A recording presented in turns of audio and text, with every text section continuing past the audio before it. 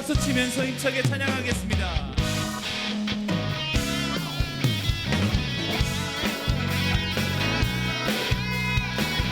함께 너그신 걱정, 너그신 걱정 와도 어려운 일 당해도 걱정 마라. 주 너를 지키리. 다시 한번. 위험한 일 당해도 슬픈 일이 와도 걱정 말아라. 걱정 말아라. 주 너를 지키리. 주 지켜주시. 다시 한번 고백합니다. 너 근심 걱정, 너 근심 걱정 와도 어려운 일 당해도 걱정 말아라. 걱정 말아라. 주 나를 지키리. 위험한 일 당해도 슬픈 일이 와도 걱정 말아라. 주 너를 지키리. 늘 지켜주시리. 주님의 사랑 속에 거하라. 그의 평안 속에 유하라. 그분의 영원 속에 자유하라. 주 지키리. 그분의 사랑 속에 거하라. 그의 평안 속에 유하라. 그분의 영원 속에 자유하라. 주 지키리. 다시 한번 믿음으로 고백합니다. 너 근심 걱정 와도 어려운 일 당해도 걱정 마십시오. 주 나를 지키리. 위험한 일 당해도 슬픈 일이 와도 걱정 말아라. 주 나를 지키리. 늘 지켜주시리. 함께 주님의 사랑 속에 거하라. 그의 평안 속에 유하라. 그분의 영원 속에 자유하라. 주 지키리. 주님의 사랑 속에 거하라.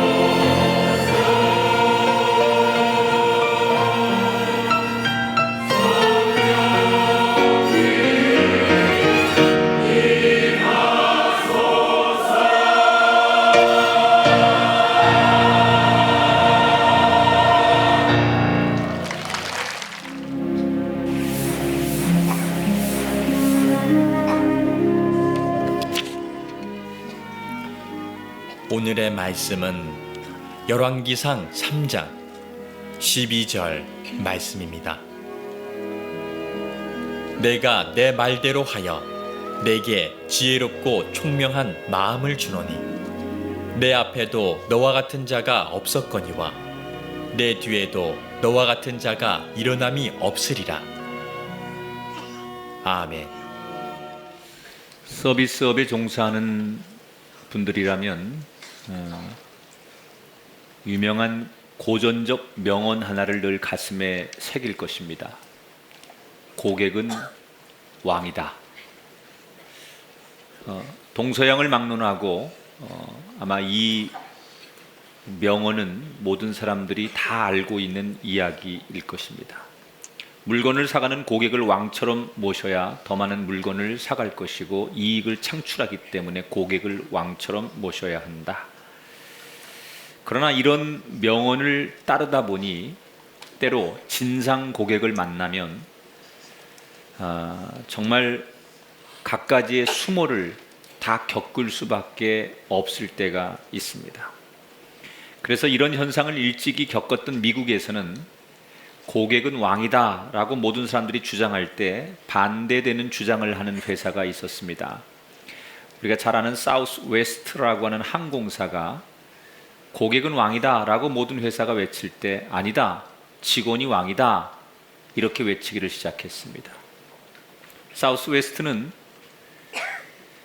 직원을 왕처럼 회사에서 만들어줘야 그 받은 사랑을 가지고 직원들이 고객을 섬기게 되니 무조건 고객이 왕이 아니라 직원이 더 우선이다. 이래서 모든 직원들을 배려하기 시작합니다. 그리고 혹시라도 진상 고객이 나타나면 그 이름을 블랙리스트에 올려서 사우스웨스트에서는 다음부터 그 비행기를 이용하지 못하도록 강력하게 조치를 해버렸습니다.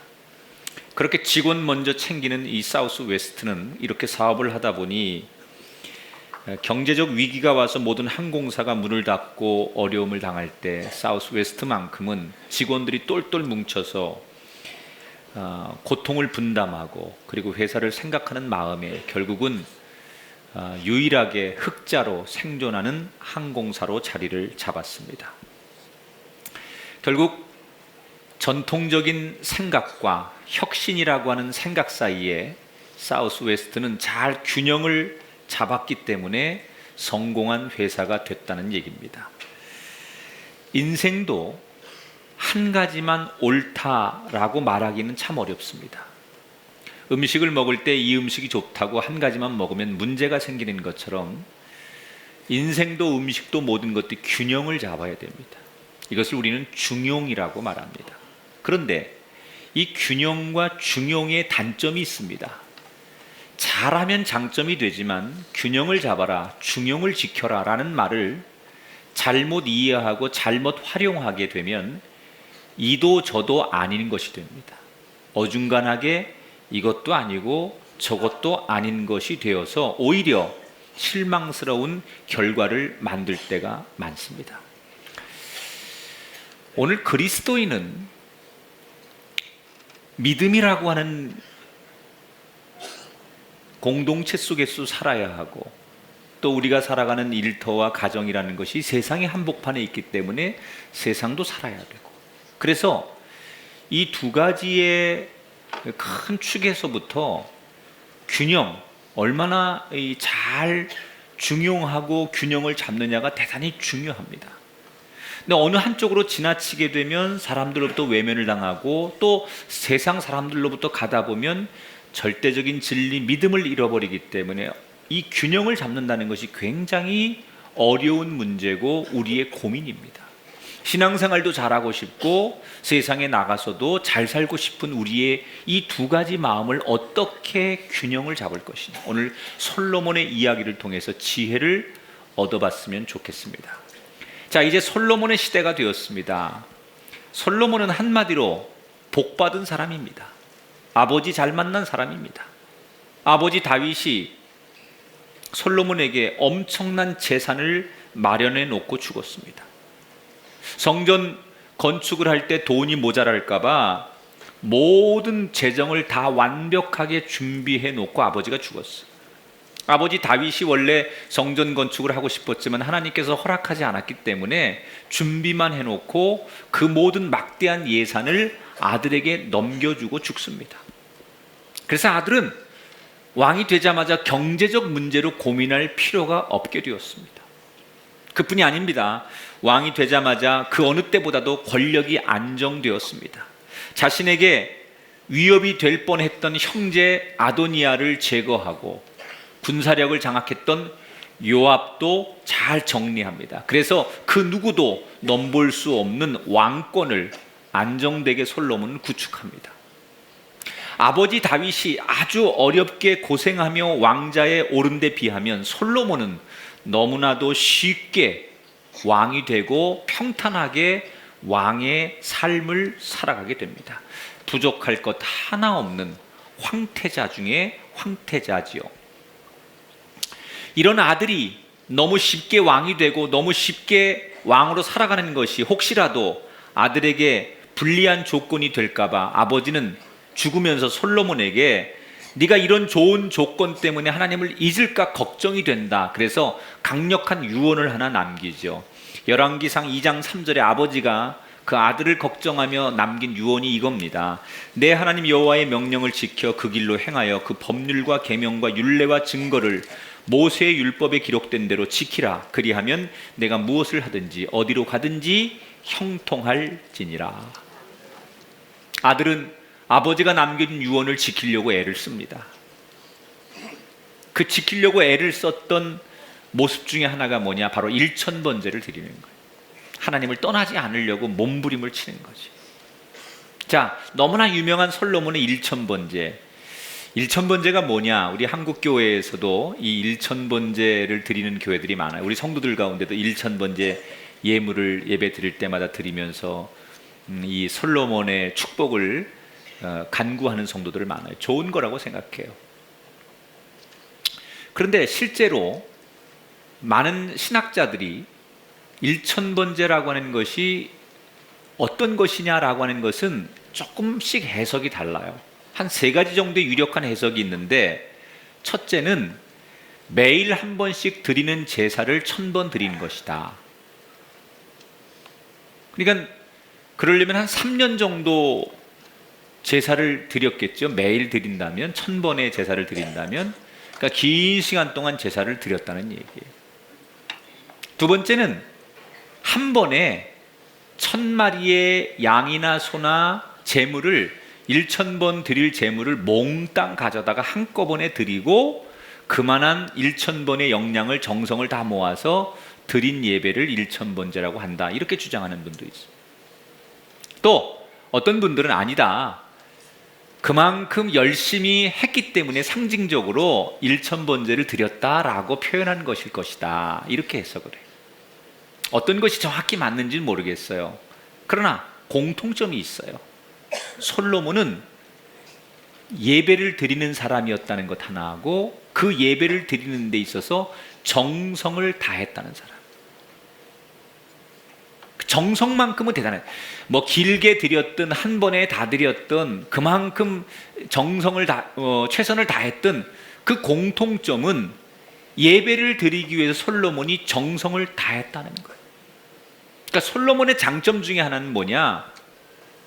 예배하는 사람이었다. 여러분, 예배하는 게 뭐 그렇게 대단한 거냐 이렇게 말할지 몰라도요, 솔로몬은 나라의 모든 권력을 다 쥐고 있는 사람. 그 권력이 불안한 권력이 아니에요. 고난이 있지 않아요. 지금 안정적인 권력이에요. 자기에게 도전해 오는 사람들을 다 처형하고 뿌리부터 든든합니다. 그런데 아무것도 남부를 것 없는 솔로몬이 하나님 앞에 예배를 드린다는 얘기는 뭐예요? 나는 권력에 도취되거나 권력에 의지하지 않고 하나님을 의지하겠습니다. 그러니까 자기의 근본은 하나님이라는 거예요.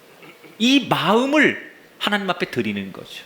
그러니까 하나님께서 아마도 솔로몬의 그 마음을 1000번제를 받으면서 받으셨던 것 같아요.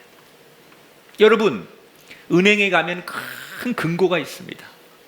그 금고를 여는 건 작은 열쇠예요. 어떤 사람의 통장에 수십억, 수백억의 돈이 있습니다. 그 돈을 계좌에서 빠져나오게 하고 다른 데로 돈을 옮기게 하는 것은 몇 글자의 비밀번호만 있으면 그 돈을 옮길 수 있어요.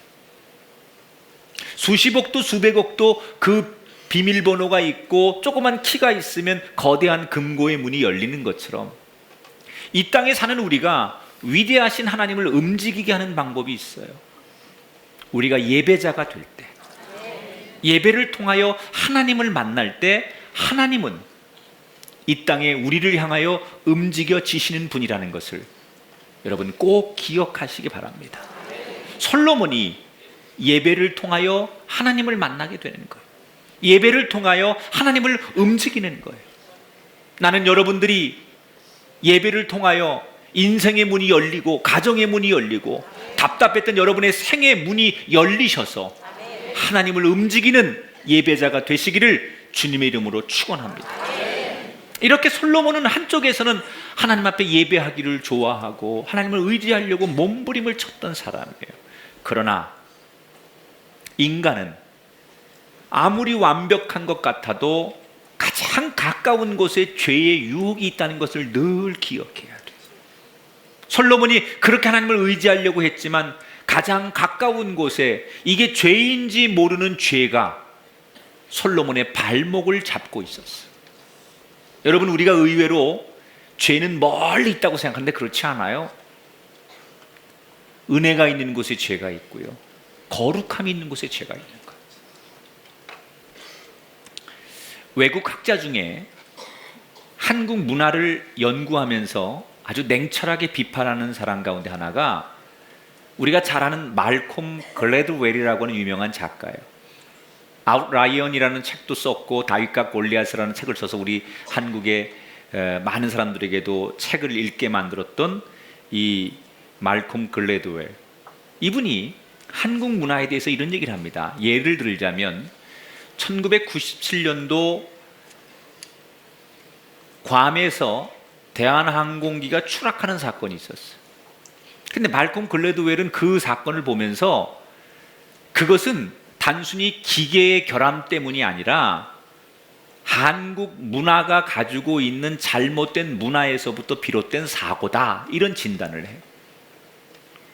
구체적으로 말하면 말콤 글래드웰은 한국을 들여다보니까 한국은 오랫동안 유교 문화에 접해 있었기 때문에 내재적으로 권위주의, 상명하복 이런 거에 오랫동안 젖어 있다는 거예요.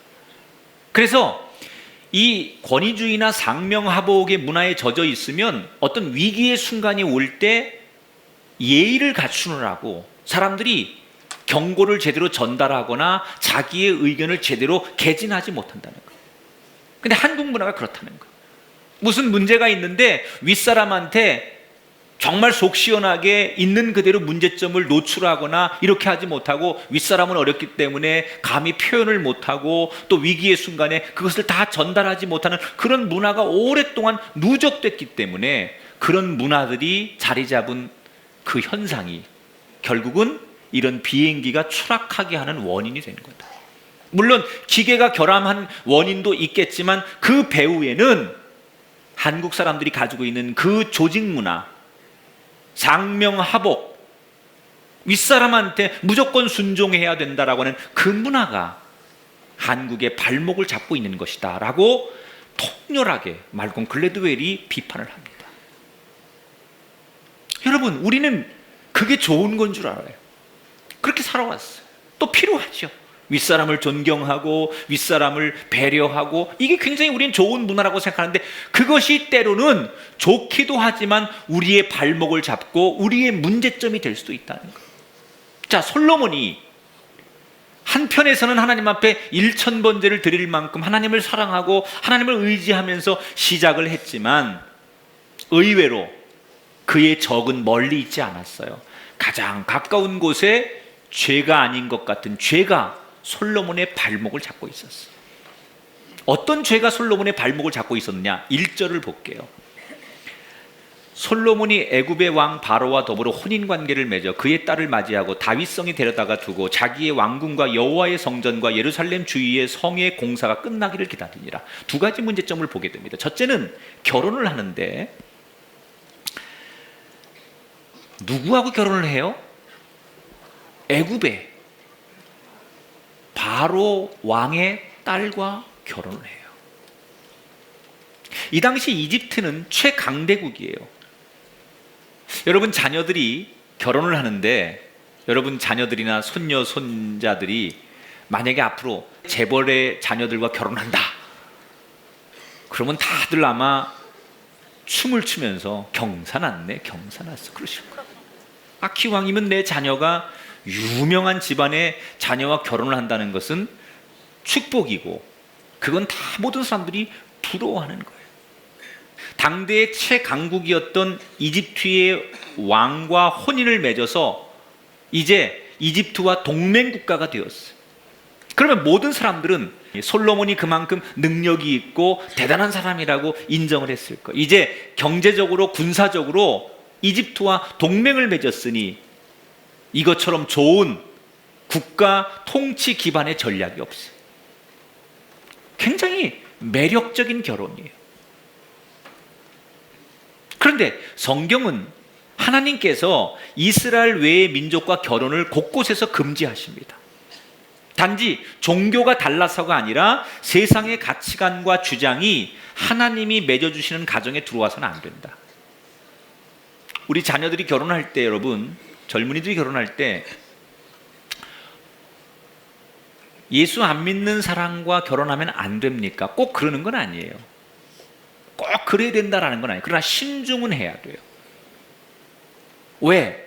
우리 가정에 세상에 종교가 다른 것들이 들어와서 충돌을 해서 이것들이 잘 설득이 되고 아름답게 선용이 되면 괜찮지만 세상의 문화와 세상의 가치관이 믿음의 공동체에 들어와서 충돌을 해서 불협화음이 일어나서 고통을 주게 되면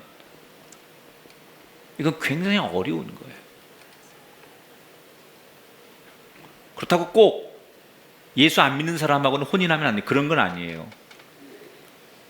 그만큼 각오하고 기도하고 준비하고 신중할 필요가 있다는 거예요. 더군다나 여러분 이집트는 어떤 나라입니까? 과거에 자기 조상들을 400년 동안 종살이 시켰던 민족적 앙금이 남아있는 나라가 이집트 아닙니까? 솔로몬이 자기 조차고 아직도 그런 민족적 앙금이 남아있고 그 슬픔과 고통이 남아있는 자기 동족의 그런 아픔들은 상관하지 않고 정략적인 결혼을 했어요. 그 애굽에서부터 탈출해서 만들어진 나라가 이스라엘이고 그 나라에 자기는 왕이 된 사람이에요.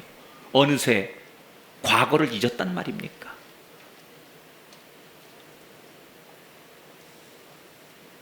나중에 지금은 모르지만 나중에 이게 이제 열왕기 장을 쭉 읽어 나가다 보면 솔로몬이 타락하는 원인이 돼요.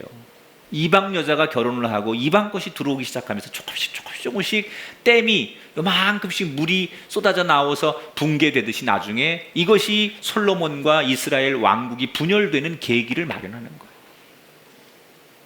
작은 그 죄가 아닌 것 같은 죄가 결국은 붕괴를 만들어내요. 두 번째, 솔로몬이 오늘 성경에서 1절에 보면 이런 말이 있어요. 자기의 왕궁과 여호와의 성전과 예루살렘 주위의 성의 공사가 끝나기를 기다리니라. 건축을 해요. 솔로몬이 1000번제를 드리기 전부터 건축을 합니다. 그런데 건축을 언급하면서 그 순서의 프로젝트를 어떻게 소개하느냐, 자기의 왕궁과 제일 먼저 뭘 져요? 자기의 왕궁부터 져요. 물론 성전도 짓습니다. 그런데 뭐가 먼저예요? 내 궁전이 먼저예요. 동시에 하나님 것도 자기가 최선을 다해서 지어드리긴 하지만 솔로몬의 마음이 정녕 어디에 있는지를 이 성경 구절을 보면 알 수 있는 거예요. 하나님의 성전이 먼저가 아니라 내 궁전, 이것이 먼저고 그 다음이 하나님의 성전이라고 하는 그의 마음가짐이 이 성경에서 고스란히 드러나고 있어.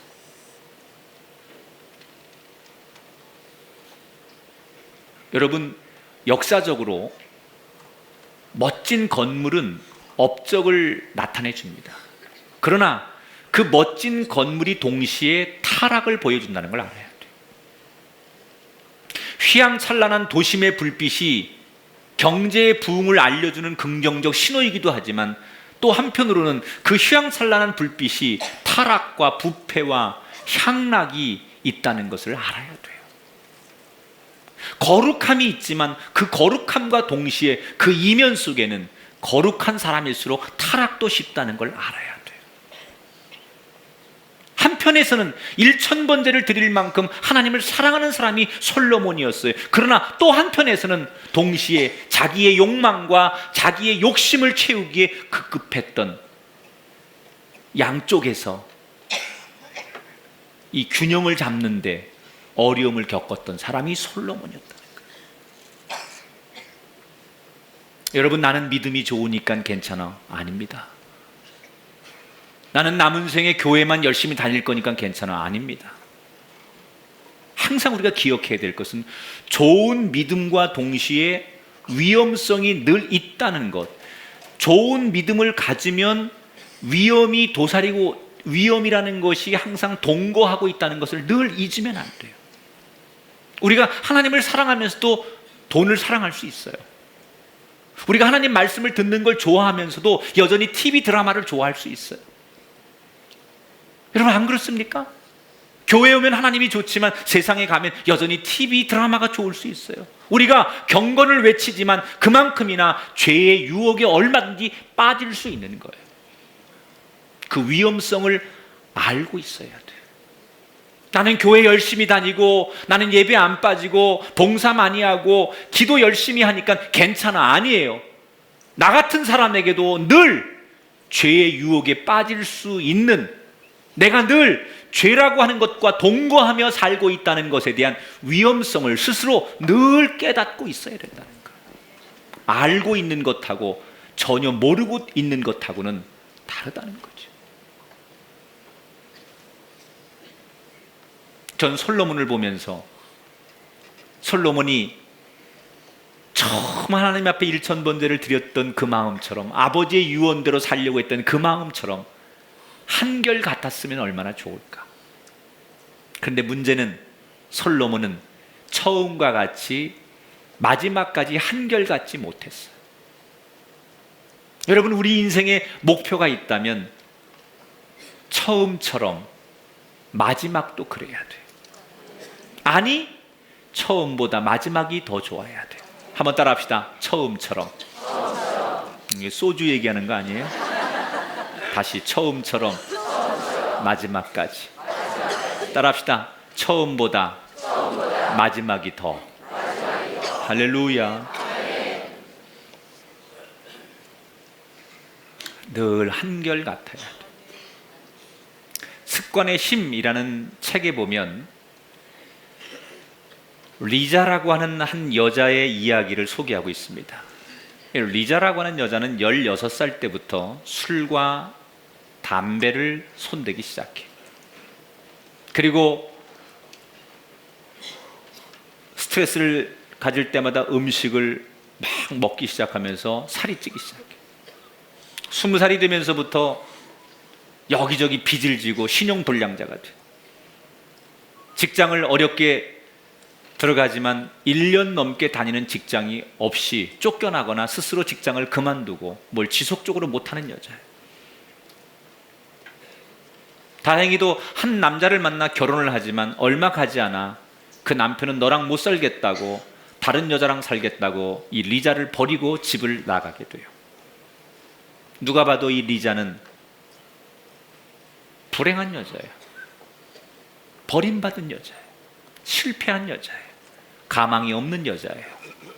그런데 이런 볼품없고 외모부터 내면과 모든 주변의 평가가 형편없던, 매력없던 인생을 살던 리자가 몇 년 뒤에 완전히 달라지기 시작합니다.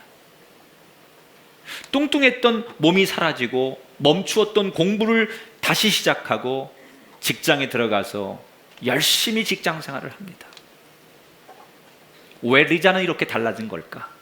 이 책에서 그가 새로운 습관을 배우게 되면서부터 그의 인생이 달라졌다라고 소개를 해요. 어느 날 리자가 책을 보다가 한 가지 꿈이 생기게 돼요. 어떤 사람이 한 탐험가가 사하라 사막을 횡단했다는 이야기를 듣고 나도 그 사막을 횡단하는 주인공이 되고 싶다라는 막연한 꿈을 꾸게 돼요. 그리고 그 사하라 횡단을 내가 종단하기 위해서 몸을 만들어야겠구나. 그래서 마라톤을 시작해. 그리고 자기가 좋아하던 술, 담배를 운동을 하니까 끊게 되고 먹는 것을 절제하다 보니 살이 빠지면서 아름다운 외모를 갖기 시작했어요.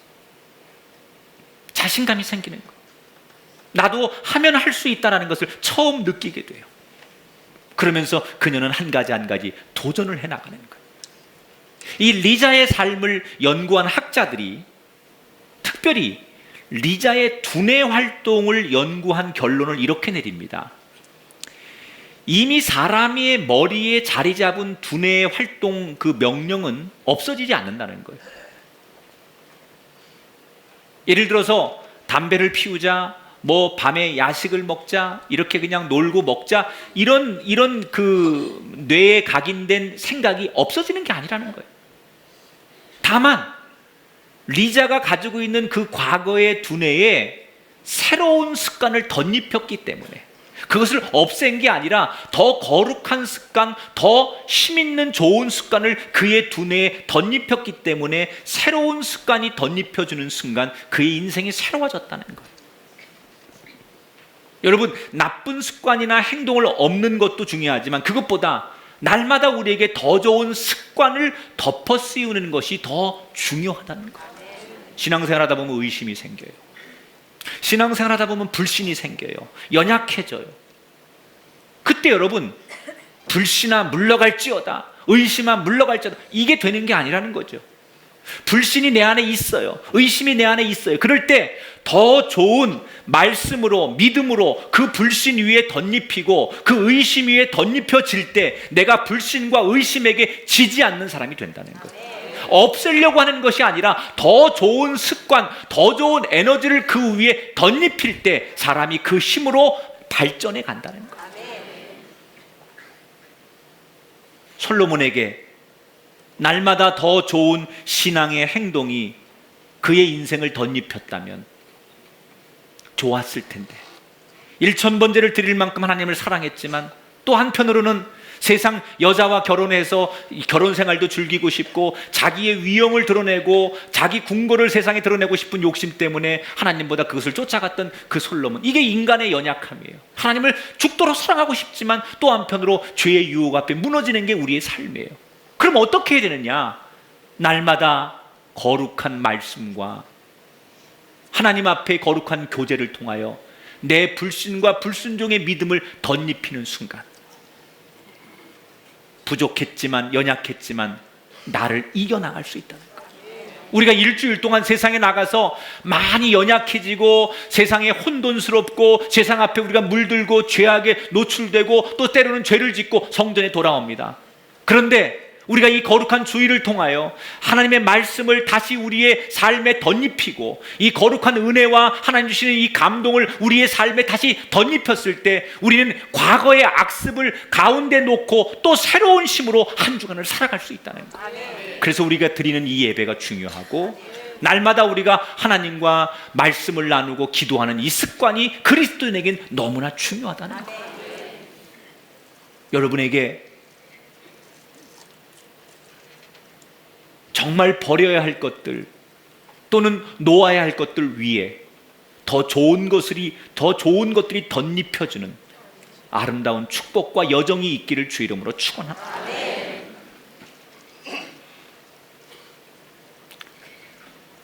양자에서 은혜와 세상에서 외줄타기 하듯 위험천만하게 왔다 갔다 하는 솔로몬, 우리의 모습이잖아요.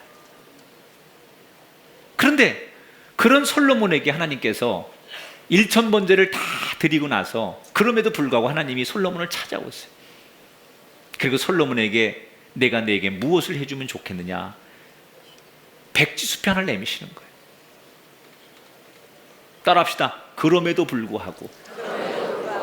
여러분, 하나님은 그럼에도 불구하고 하나님을 떠나지 않고 예배하는 우리들을 찾아오시는 분이에요. 솔로몬을 찾아오세요. 무엇을 해주면 좋을까? 그때 솔로몬이 하나님 앞에 이렇게 구하죠. 7절 이하를 보니까 아버지 다윗을 대신하여 왕이 되게 하셨사오나 종은 작은 아이라 출입할 줄을 알지 못하고 주께서 택하신 백성 가운데 있나이다. 그들은 큰 백성이라 수요가 많아서 셀 수도 없고 기록할 수도 없사오니 듣는 마음을 종에게 주사 주의 백성을 재판하여 선악을 분별하게 하옵소서. 솔로몬이 뭘 구합니까? 많은 사람들은 지혜라고 하는데 사실은 엄밀히 말하면, 정확히 말하면 듣는 마음, 듣고 판단할 마음을 달라고 그랬어요. 그런데 솔로몬이 이걸 구할 때 마음이 어떤 마음이에요? 굉장히 겸손한 마음이에요. 자기를 하나님 앞에 작은 아이라고 부르고 오히려 백성을 높여주고 있어요.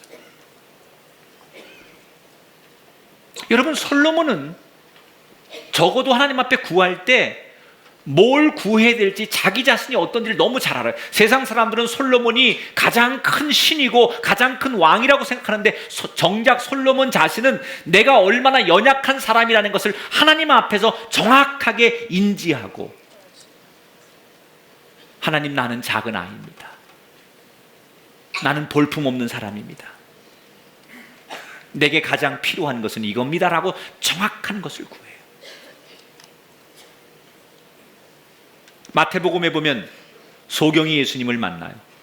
예수님 무엇을 원하냐라고 물었을 때 소경이 말하기를, 내가 구걸하기 위해서 폼나는 깡통 하나를 주십시오. 좋은 옷을 주십시오. 구걸하기 좋은 목 하나를 어디 지정해 주십시오. 이런 걸 구하지 않아요. 뭘 구해요? 제일 필요한 걸 구해요. 보기를 원하나이다. 여러분, 오늘 예배를 드리면서 하나님 앞에 뭘 구하십니까? 오늘도 예배 자리에 나와서 성공을 구하십니까? 부귀를 구하십니까? 뭘 구하고 계십니까? 솔로몬이 만약에 하나님께 외모를 구했다거나 부를 구했다거나 권력을 구했다면 솔로몬은 분명히 역사에 등장하지 않는 왕이 됐을 거예요. 가장 필요한 걸 구했어요. 여러분, 오늘 예배에 나와서 하나님 앞에 우리가 구하는데 뭘 구하고 계십니까? 진리를 구하십시오. 하나님이 원하시는 진리를 구하십시오.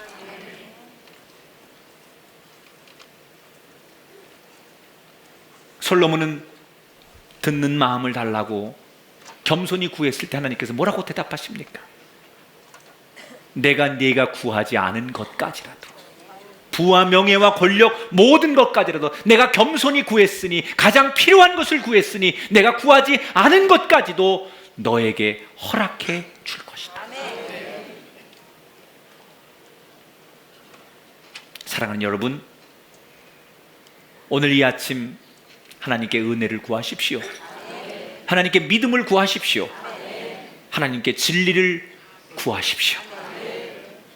하나님이 그것을 받으시는 순간 여러분이 구하지 않은 것까지라도 여러분의 삶에 부어주시는 은혜가 있을 줄 믿습니다. 오늘 말씀을 접하면서 솔로몬이 이렇게 왔다 갔다 하는 연약한 모습, 한편으로는 굉장히 좋은 신앙, 1000번제를 드릴 만큼 위대한 신앙이지만 또 한편에서는 작은 죄도 아닌 것 같은 죄 앞에 무너지는 이 모습이 오늘 저의 모습이고 우리의 모습이라는 사실을 깨달으면서 이 죄 같지 않은 죄에 넘어지지 않기 위해서 우리가 가져야 될 에너지는 날마다 예배하고 날마다 거룩한 은혜를 우리의 삶에 덧입히는 방법밖에 없다는 거예요. 오늘 무너지면, 오늘 내 마음에 의심이 들어오고 내 마음에 세상 생각이 들어오거든 다시 하나님의 말씀을 덧입히시고 하나님의 은혜를 덧입히시고 하나님이 주는 거룩한 힘을 덧입히셔서 또 이겨나가시고 이겨나가는 위험한 삶의 주인공이 아니라 평안과 승리의 삶의 주인공이 되기를 주의 이름으로 축원합니다. 두 가지 길에 서 있는 솔로몬, 신앙의 길도 가야 하고 또 다른 하나는 자기의 인생도 살고 싶은 욕심도 있고, 오늘 말씀을 통하여 우리에게 주신 하나님의 음성은 한결같으라는 거예요. 지금 신앙이 좋다고, 지금 내가 믿음이 좋다고, 지금 내가 하나님 앞에 잘하고 있다고 그것이 잘하는 것이 아니라 한결같아야 한다는 거예요. 이번 한 주간 이 말씀을 묵상하시면서 아침에 가졌던 그 마음이 저녁까지,